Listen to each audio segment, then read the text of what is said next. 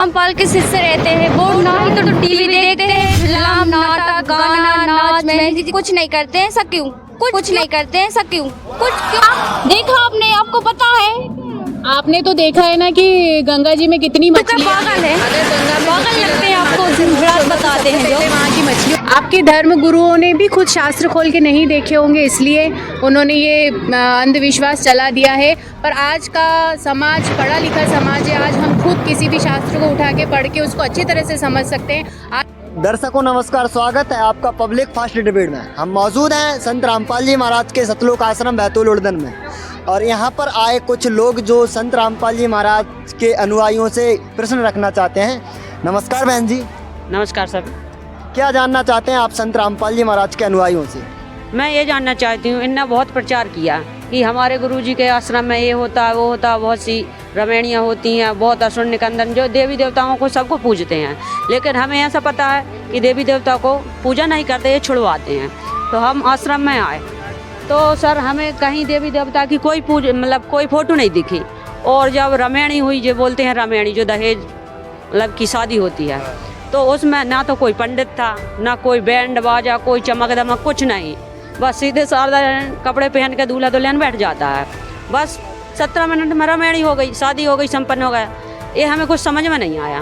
हम इनसे ये पूछना चाहते हैं कि ऐसा क्यों करवाते हैं। दर्शकों, बात करेंगे अब हम संत रामपाल जी महाराज के अनुयायियों से। जैसे कि बहन ने बताया कि संत रामपाल जी महाराज के आश्रम में जो शादी हुई है वो बहुत ही अजीब तरीके से हुई है। तो जानते हैं संत रामपाल जी महाराज के अनुयायियों से। नमस्कार बहन जी। सत साहेब, क्या कहेंगे आप बहन जी के प्रश्न पे? सबसे पहले तो मेरा ये कहना है कि हमारे गुरुजी देवी देवताओं की देवी देवता नहीं छुड़वाते। आप देखिएगा यहाँ देवी देवताओं के भी पोस्टर लगे हुए हैं, वो सत साधना बताते हैं। दूसरी बात ये कि जो बहन ने बोला है कि रमैणी, तो ये एक दहेज मुक्त विवाह है। जिस तरह से आज समाज में बेटियों को दहेज के लिए मारा जा रहा है, तो ये संत रामपाल जी ने एक ऐसा अच्छा समाज का निर्माण किया है कि जहाँ दहेज मुक्त रमैणियाँ होती है, किसी से कोई लेन देन नहीं होता है। 17 मिनट में 33 करोड़ देवताओं का आह्वान करके दोनों को दाम्पत्य जीवन में बांध दिया जाता है। जैसे दीदी ने कहा है, अभी तक कितनी उम्र होगी आपकी दीदी? मेरी 24। आपने ऐसी शादी पहले भी कहीं देखी है क्या? नहीं, पहली बार देख रहे हैं हमने, अभी तक कहीं नहीं देखी ऐसी शादी। क्या कहेंगे? क्योंकि ये काम सिर्फ तत्वदर्शी संत ही कर सकते हैं, और तत्वदर्शी संत आज भारत में सिर्फ संत रामपाल जी महाराज ही हैं। ये उनके सानिध्य में ही ऐसी दहेज मुक्त रमैणी हो सकती है। क्या कहेंगी? वो पहली बार ही देखा है तो हमें आश्चर्य हो रहा है, इसलिए हम उसे मान नहीं पा रहे। लेकिन जब ये बोल रही हैं कि 36 कोट के देवी देवताओं को आह्वान करते हैं, हमने वो रमैणी भी सुनी थी, 17 मिनट चली थी, उनमें सभी का उच्चारण हुआ था। सभी देवी देवताओं का उच्चारण हुआ है उस वाणी में जी। और क्या जानना चाहते हैं आप संत रामपाल जी महाराज के अनुयायी जो हैं बहनें? क्या प्रश्न है आपके? मगर जी प्रश्न तो कुछ नहीं है, यहाँ बस यही है कि हम लोगों ने रमैनी तो देखी, पर उसमें ना कोई बैंड बाजा, ना मेहंदी, ना मंडप, ना कुछ नहीं। बस दूल्हा दुल्हन को बिठा देते हैं और रमैनी कर देते हैं। ये बात क्यों, सभी जो भी यहाँ पर बहनें आई हैं सभी को क्यों ये बात बुरी लग रही है और ये शादी अच्छी नहीं लग रही है?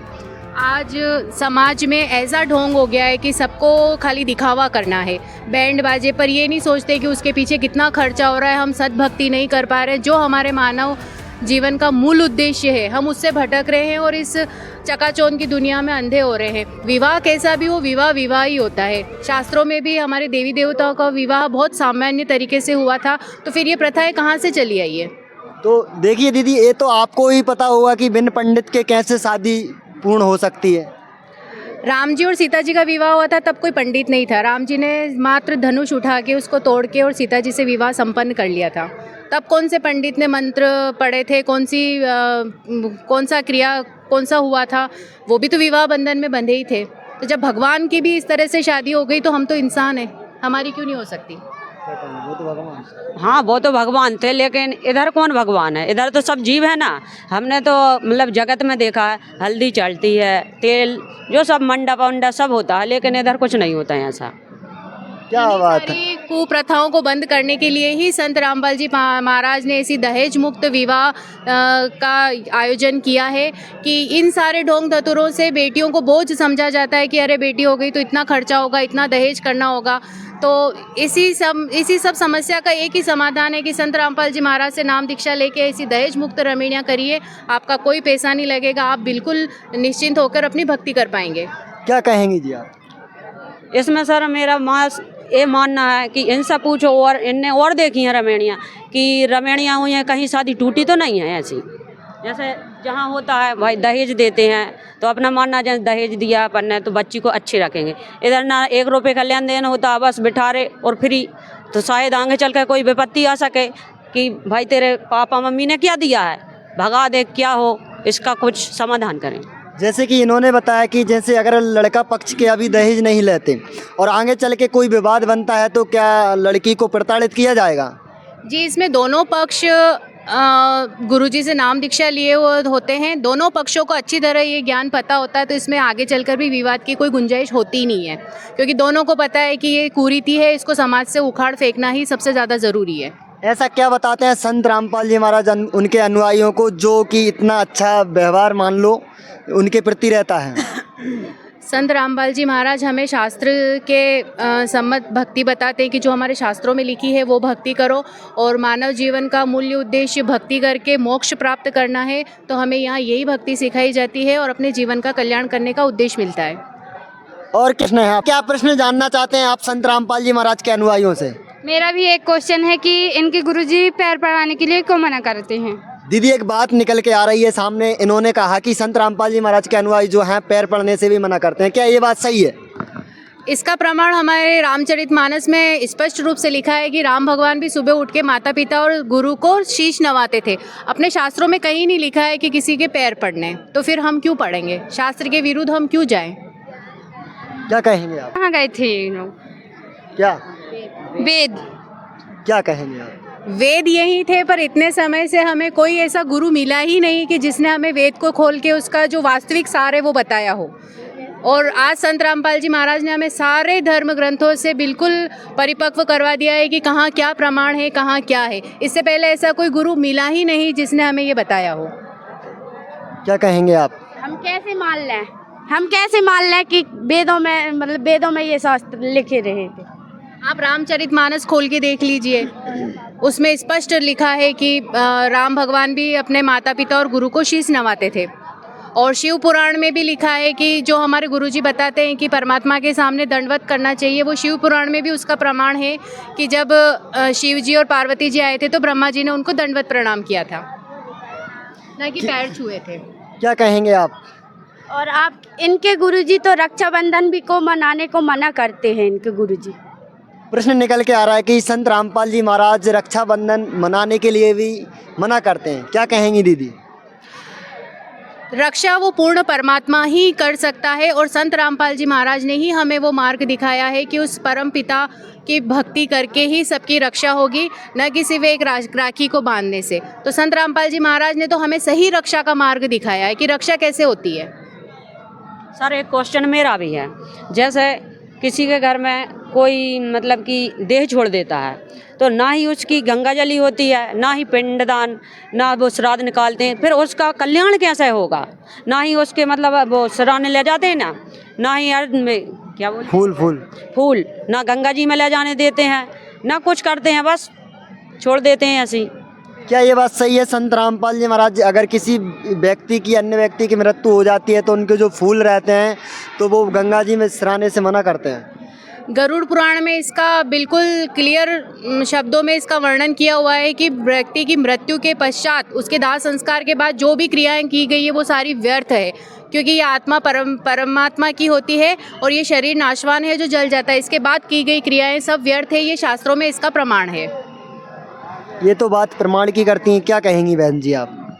देखो सर, मैं ये बोलती हूँ कि पूरे संसार में देख लो, आप कहीं भी जाकर देख लो, वो पूरी क्रिया करते हैं और पंडित से करवाते हैं, जब भी वो बोलता है कि इसका मोक्ष हो जाएगा, इनको स्वर्ग मिलेगा।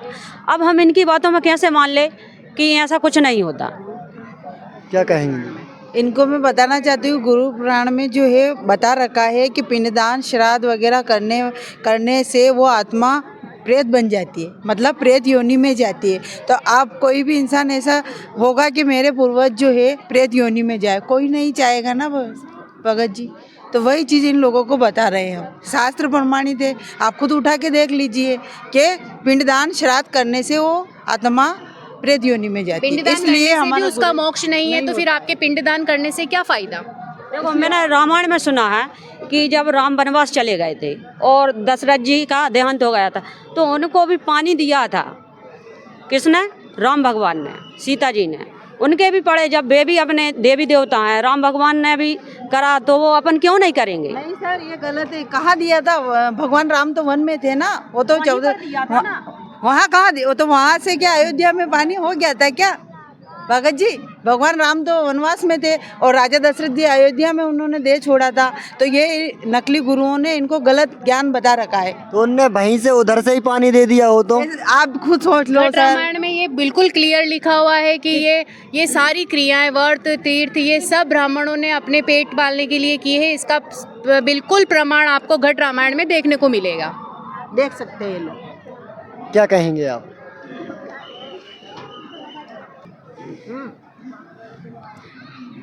क्या प्रश्न है आपका? मेरा ये प्रश्न है कि हम गणेश जी रखते हैं, दुर्गा जी रखते हैं, जिस दिन विसर्जन करते हैं उस दिन हम प्रसाद बांटते हैं सबको। ये लोग प्रसाद नहीं लेते हमारे देवी देवता का, क्यों नहीं लेते ये लोग प्रसाद?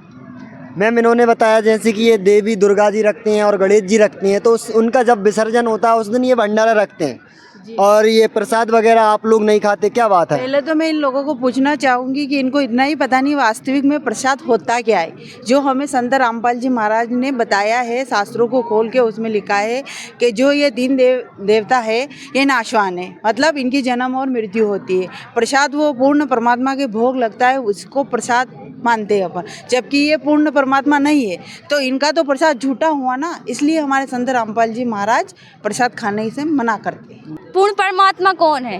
पूर्ण परमात्मा संत रामपाल जी महाराज ने सभी सदग्रंथों से प्रूफ करके बताया है। पूर्ण परमात्मा एक वो कबीर देव है जो सतलोक में रहता है और उसका नाम कबीर देव। एक क्वेश्चन और है मेरा, आपने बोला जी शंकर देवी पार्वती जे नाशवान नहीं है वो, क्योंकि उनका देवी पुराण में वर्णन आता प्रमाण है। बताइए कि कहाँ लिखा है कि वो नाशवान नहीं है, फिर हम बताते हैं कि कहाँ प्रमाण है कि वो नाशवान है। पहले आप बताइए किस शास्त्र में लिखा है? प्रमाण का हमें पता नहीं, पर जो चलते आ रहा है ना हम लोग तो वो मान रहे हैं। आप लोग जो अलग से कहाँ से दिखा रहे हो? वही चीज हम आपको बता रहे हैं कि जो अंधविश्वास चलता था। आ रहा है वो अंधविश्वास है। जो आपको बोला गया आपने पूर्वजों ने, वही आप करते आ रहे हो, जबकि आपने उस चीज को जानने का कोशिश ही आपने नहीं कभी की। शास्त्र खोल के नहीं देखे कि शास्त्रों में क्या प्रमाण है? आपको कोई ऐसा धर्म गुरु नहीं मिला जिसने आपको शास्त्र के बारे में सही जानकारी दी हो, इसलिए आप भी उसमें अंधविश्वास में पड़े हुए हैं। और मैं आपको ये भी बता दूं कि आप बोल रही हैं कि पहले से ही चल रहा है, तो पहले से पंडित को ही वेद पढ़ने को दिया जाता था और अपन नॉर्मल इंसानों को, छोटी कास्टों को नहीं पढ़ने को देता था। अपन लोग को वेद में क्या लिखा वो अपन को बिल्कुल भी नहीं पता था, इसलिए हम पुरानी रीति रिवाजों को आज मानते थे। लेकिन आज हम सब पढ़े लिखे हैं, आज हम अपने वेदों को देख सकते हैं कि हमारे वेदों में क्या लिखा है। आज तो हम पढ़े लिखे, हम देख भी सकते हैं ना। आप अपना वेद गीता सब उठा के आप देख सकते हैं कि अपने वेद गीताओं में क्या लिखा है। इससे यही होता है कि हमारे वेद और गीता में सही लिखा है और जो हमारे रीति रिवाज पहले से चल रहा था वो सब गलत है। क्या कहेंगे आप? ठीक है, मान लिया। ये लोग स्नान कर भी नहीं जाते नर्मदा जी में, अभी कुंभ का मेला चल रहा है। जिनके शिष्य ना रामपाल जी महाराज के, जो कोई नहीं जाते, क्यों नहीं जाते उधर? मैं इनसे पूछना चाहूँगी सर कि इनको बोलो, जो श्रद्धालु वहाँ पे अभी स्नान करने गए थे प्रयागराज में, वो गए थे पाप धोने के लिए, तो उनकी लाशें भी नहीं मिली। तो ये काल ने एक षड्यंत्र रचा रखा है, वहाँ जाने से कोई पाप नहीं धुलता है। नहाने के बहाने वो घर तक आ भी नहीं पाए। उन्होंने क्या सोचा था कि हम घर से जा रहे वापस नहीं आएंगे। क्या कहेंगे? उनका तो मोक्ष हो गया, हमारे गुरु बताते हैं। ठीक है, उनका मोक्ष होगा वहाँ स्नान करने से। तो वहाँ पे जो जीव जंतु रहते हैं वो तो 24 घंटे रहते हैं, 12 महीने रहते हैं, सालों रहते हैं, तो उनका पानी में ही रहते, तो उनका भी तो मोक्ष हो सकता है ना। फिर उनका मोक्ष क्यों नहीं होता? उनकी मृत्यु होने के बाद फिर क्यों दोबारा उनको जीव का ही कुछ और जीव का जन्म मिलता है? उनका भी मोक्ष होना चाहिए ना। इस क्यों नहीं कट रही है? आपने देखा आपने, आपको पता है? आपने तो देखा है ना कि गंगा जी में कितनी मछलियां हैं। अगर गंगा में डुबकी लगाने मात्र से मोक्ष होता तो सबसे पहले वहाँ की मछलियों का मोक्ष हो जाता। और दूसरा प्रमाण, ये महाकुंभ आपके सामने है, अब इसको देख के भी आप लोग अनदेखा नहीं कर सकते। क्या कहेंगे? और हमारा ये प्रश्न है कि इनके गुरुजी व्रत रखने के लिए क्यों मना करते हैं। बहन जी, बात निकल के आ रही है कि संत रामपाल जी महाराज जो हैं वो व्रत रखने से भी मना करते हैं, क्या ये बात सही है? घट रामायण में इसका साक्षात प्रमाण है। बात सही है या नहीं? व्रत रखने से मना करते हैं क्या नहीं संत रामपाल? शास्त्रों के विरुद्ध है, इसलिए मना करते हैं। ये शास्त्रों के विरुद्ध है। व्रत रखने की प्रक्रिया कहीं किसी शास्त्र में नहीं लिखी और हमारे गुरुजी हमें सिर्फ शास्त्रों में जो लिखा है वो ही उसी तरीके से भक्ति करना बताते हैं। हमारे गुरुजी संत रामपाल जी महाराज बताते हैं कि भूखे प्यासे रहने से कोई मोक्ष प्राप्त नहीं होता है। भूखा अगर इंसान रहेगा तो वो भक्ति कैसे करेगा, मोक्ष कहाँ कोसों का। क्या कहेंगे? किस चीज़ में प्रमाण है, हम प्रमाण बताओ।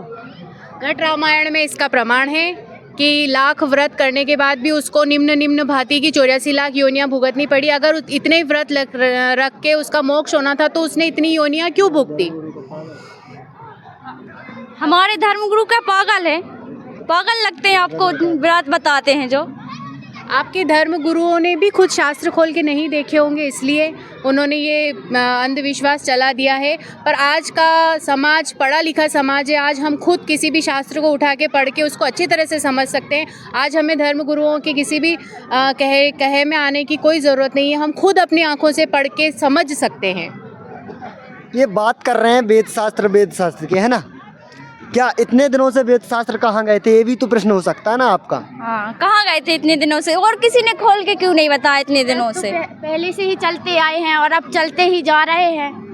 और तो मैंने आपको अभी थोड़ी देर पहले बताया था कि पहले सिर्फ पंडितों को ही वेद शास्त्र पढ़ने को मिलते थे, अपन को नहीं पढ़ने को मिलते थे। और वो जो पढ़ के बताते थे अपन वो ही मान लेते, क्योंकि उस समय अपन पढ़े लिखे नहीं थे। और अब हम पढ़े लिखे हुए हैं। और वेद शास्त्र कहाँ था मैं आपको ये बता दूँ, वेद शास्त्र अपन के ही पास थे, बस अपन उन्हें देखते नहीं थे। और पंडित उन्हें पढ़ते थे लेकिन उसका वेद नहीं जान पाते थे कि उसमें इसका अर्थ क्या है। जैसे अपन कुछ हिंदी में भी पढ़ते, संस्कृत में भी कुछ लोग पढ़ते हैं, तो अपन को वो टीचर्स उसका सही अर्थ बताता। अगर टीचर उसका गलत अर्थ बताएगा तो इसका मतलब ये होता है कि उस टीचर्स को कुछ नहीं आता। यहीं पे ये बात खड़ी होती है कि पंडित आप लोग को वेद तो पढ़ते थे, शास्त्र तो पढ़ते थे, उसका श्लोक तो पढ़ते थे, लेकिन उसका अर्थ आप लोग को गलत बताते थे। संत रामपाल जी महाराज जो वेद शास्त्र पढ़ते हैं उसका श्लोक एक श्लोक पढ़कर उसका सही अर्थ बताते हैं। और क्या कहेंगे आप इनसे? ठीक है, मान लिया इनका हमने। अब अभी हम भक्ति क्यों करें, अभी तो हमको बहुत कुछ करना है। भक्ति करने लगेंगे तो कुछ नहीं कर पाएंगे। बताइए, आप लोग पूछिए इनसे। भक्ति करने की कोई उम्र नहीं होती, क्या पता हमारी कम मृत्यु हो जाए। यहाँ पे 1 मिनट का भी भरोसा नहीं होता। कहते मानुष जन्म दुर्बल है, मिले ना बारंबार, जैसे तरबूज से पत्ता टूट गिरे बहुत न लगता डार। अगर हमारी मृत्यु हो जाएगी तो हमें वो मानुष जन्म दोबारा नहीं मिलेगा 84 लाख योनियों के बाद। अगर हो सके, अच्छा ठीक है, कहते हैं कि बुढ़ापे में भक्ति करना चाहिए, पता चले बुढ़ापे आते आते हमारी मृत्यु हो जाए। आप देखती होंगी अपने फैमिली में बहुत से भी लोग होते हैं कि उनका बुढ़ापा आते आते ही उनकी मृत्यु हो जाती है। और पता चला कि आज का जन्म लिया हुआ बच्चा 2 घंटे में उसकी मृत्यु हो गई। इसलिए भक्ति करने की कोई उम्र नहीं होती है। जिस तरह पढ़ाई करने अपन को मम्मी पापा बचपन से ही स्कूल भेजने लगते हैं, अपन 4-5 साल के हुए अपन को स्कूल भेजने लगते हैं, इसी तरह अपन को भक्ति मार्ग में भी लगना चाहिए। क्योंकि आज का समाज ऐसा हो गया है कि आज का मानव गलत रास्तों में चलने लगे, नशा करना, सिगरेट भी ऐसे में। और लेकिन संत रामपाल जी महाराज बताते हैं कि हमें बचपन से अगर हम भक्ति करेंगे, भगवान के मार्ग में चलेंगे, तो हमें ऐसी आदतों से हम दूर रहेंगे। ठीक है, मान लिया हमने। एक क्वेश्चन और है, जो संत रामपाल के शिष्य रहते हैं वो ना ही तो टीवी देखते हैं, फिल्म, नाटक, गाना, नाच, मेहंदी, कुछ नहीं करते हैं। ऐसा क्यों, कुछ क्यों नहीं करते? स्कूल में भी गीत भाग नहीं लेते हैं। और भी प्रश्न है क्या? संत रामपाल जी मना नहीं किए कि स्कूल के बच्चों को गीत नहीं लेना है, भाग नहीं ले। परमात्मा बोले हैं कि स्कूल के बच्चे अपनी स्कूल लाइफ में ले सकते हैं, उनने बिल्कुल मना नहीं किया। और प्लस रहे कि बोलते हैं, आप लोग बोला है कि हम लोग नाटक और सीरियल्स ये सब क्यों नहीं देखते। संत रामपाल जी महाराज बताते हैं कि वो सिर्फ अपना घर चलाने के लिए बनाते हैं और अपना तो बस टीवी से देखे अपना मनोरंजन होता है। वो अगर आपको अपन उसके घर जाएंगे तो आपको ये 1 गिलास पानी भी नहीं देगा और डायरेक्ट आपको आपको यही बोलेगा कि हम आपको जानते ही नहीं, आप कौन है, कहाँ से हैं। इसलिए वो सिर्फ अपना घर चलाने के लिए ये सब करते हैं, ना कि वो अपने लिए कुछ करते हैं, कि अपन समाज के लिए कुछ करते हैं। इसलिए संत रामपाल जी महाराज बोलते हैं कि हमें सीरियल्स और मूवीज़ नहीं देखना चाहिए, और हम जो टीवी में देखते हैं वही हमारे दिमागों में रहता है। इससे अच्छा हम सतमार्ग की भक्ति करें। भक्ति करने से हमारा मनुष्य जन्म भी कल्याण होगा और प्लस हमारा दिमाग भी सही रहेगा। आप क्या कहेंगी? मेरा भी यही कहना है कि संत रामपाल जी महाराज के जो उद्देश्य हैं दहेज मुक्त विवाह, उसमें एक ये भी है कि नाच गाना अश्लीलता बंद करना। आज की युवा पीढ़ी फिल्मों के देख देख के बहुत भटक रही है, अपनी पथभ्रष्ट हो रही है। तो ये एक बहुत ही बड़ा मैसेज है संत रामपाल जी महाराज का समाज को कि एक अच्छी युवा पीढ़ी का निर्माण हो। अगर हम संत रामपाल जी महाराज से जुड़ना चाहते हैं तो कैसे जुड़ सकें? अगर इनका कहना है संत रामपाल जी महाराज से अगर जुड़ना चाहते हैं तो कैसे जुड़ सकते हैं ये लोग, इनको बताइए। संत रामपाल जी महाराज से जुड़ने के लिए उनके सत्संग आते हैं टीवी चैनल पे, बहुत सारे टीवी चैनल पे उनके सत्संग आते हैं। उसमें लास्ट में नीचे उनकी एक पट्टी चलती है, उसमें उनके नामदान केंद्र के नाम और फ़ोन नंबर रहते हैं। आप वहां से संपर्क करके उनसे निःशुल्क नाम दीक्षा प्राप्त कर सकते हैं। सर मेरा एक क्वेश्चन, संत रामपाल जी महाराज से नाम दीक्षा लेने से कोई पैसे लेते हैं? इन्होंने कहा जैसे संत रामपाल जी महाराज से अगर कोई भी व्यक्ति नाम दीक्षा ले तो उससे कितना पैसा लिया जाता है?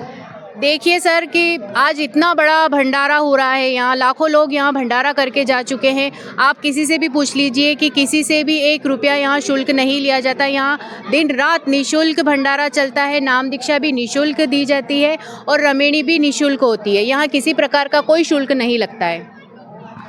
सर ठीक है सर, मान लिया हम इनके गुरु से नाम ले लेंगे, उससे कोई हमें लाभ होगा क्या? कोई हमें उससे कोई लाभ, जैसे कि किसी की बीमारी या कुछ लाभ बताओ। जी हाँ, होगी।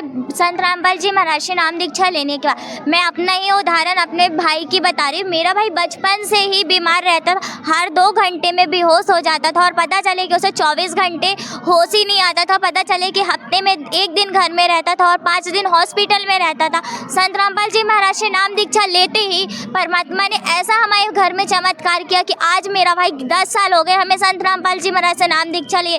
आज एक टैबलेट भी मेरा भाई नहीं लिया है, क्या जो एक टैबलेट भी लिया हो। इसलिए संत रामपाल जी महाराज से नाम दीक्षा लेने के बाद हमें अनेकों लाभ होंगे और आप लोग को भी होंगे। नहीं, झूठी बोल रहे हैं आप ठीक लोग। हो सकती है संत रामपाल जी महाराज से नाम दीक्षा लेने के बाद? संत रामपाल जी महाराज से नाम दीक्षा लेने, कैंसर का बाप भी ठीक हो सकता है। ऐसी कोई भी बीमारी हो, लाइलाज बीमारी को गुरुजी के सत भक्ति करने से बिल्कुल ठीक हो जाती है और ऐसे लाखों उदाहरण। जे बोल रहे हैं कैंसर की बीमारी भी ठीक हो सकती है। हमारे गांव में एक व्यक्ति था, उसको कैंसर की बीमारी थी, उसने नाम दीक्षा ली और वो मर गया, वो ठीक नहीं हुआ। इसका क्या कारण है? क्या कहेंगे आप इस बात पर? वो उसके कुछ ऐसे कर्म बने होंगे। परमात्मा बताते हैं, गुरुजी भी सत्संग में बताते हैं कि अगर हमारे शरीर में पीड़ा रही तो हम वो भक्ति करके सतलोक का मार्ग नहीं पा सकते।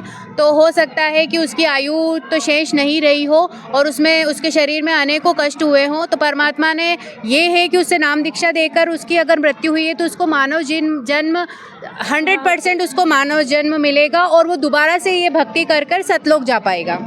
क्या कहेंगे आप? ठीक है, मान लिया वे लोग सब प्रमाण कर रहे हैं तो सही होता होगा इनका। ले लेंगे नाम दीक्षा। धन्यवाद। बंदी छोड़ सद्गुरु रामपाल जी भगवान की जय हो। तो आपको भी लगाना पड़ेगा जयकारा। संत रामपाल जी महाराज की जय हो।